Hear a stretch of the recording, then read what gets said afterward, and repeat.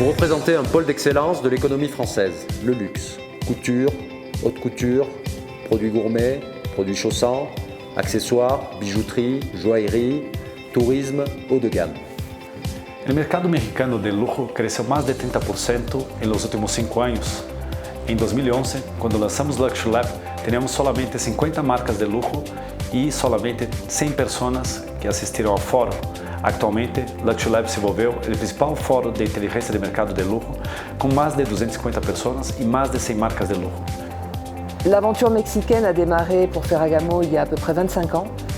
Tout d'abord par une petite présence dans certains grands magasins, puis ensuite par une association avec un franchisé, et finalement en 2002 par l'ouverture d'une filiale qui est aujourd'hui encore le business de Ferragamo Mexique. Antes el mexicano consumía principalmente en el extranjero, Estados Unidos, Europa, sobre todo en el sector lujo, por falta de opciones y por la diferencia en precios que había con esos países.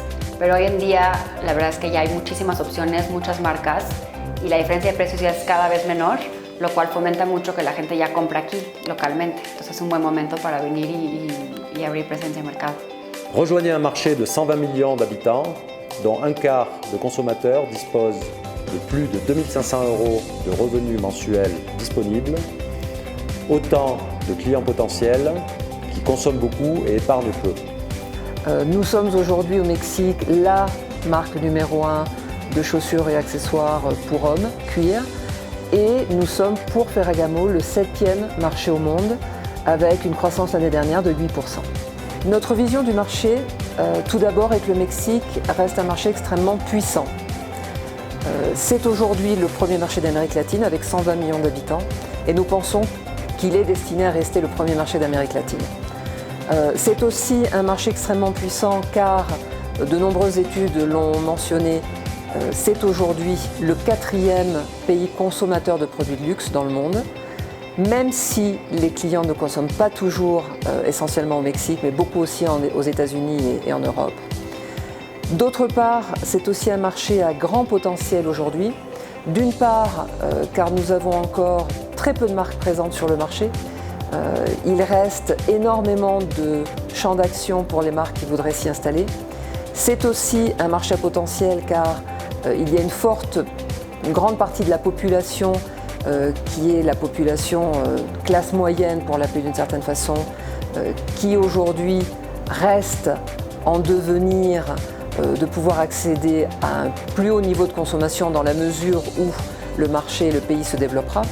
Et enfin, je dirais qu'il y a vraiment 2 axes de développement que nous pouvons identifier. D'une part, la population très aisée, voire riche, qui elle a un énorme pouvoir d'achat et qui elle consomme énormément, étant peu soumise aux crises. Et je crois que notre gros enjeu sera de l'inciter à consommer beaucoup plus au Mexique.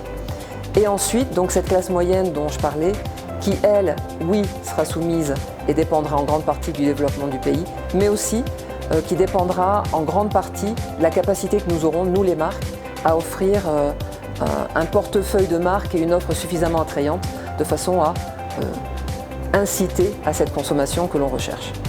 Profitez de la très forte appétence du consommateur mexicain pour le luxe français et rejoignez-nous les 17 et 18 juin à Mexico pour développer vos affaires sur un marché en pleine expansion, dans une économie ouverte, libre de toute barrière tarifaire et non tarifaire.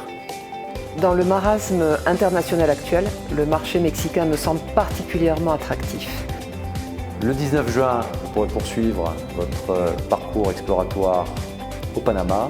Vous pourrez profiter d'un marché domestique très porteur et en pleine expansion et du statut de Panama comme plateforme de réexportation vers l'ensemble des marchés d'Amérique latine.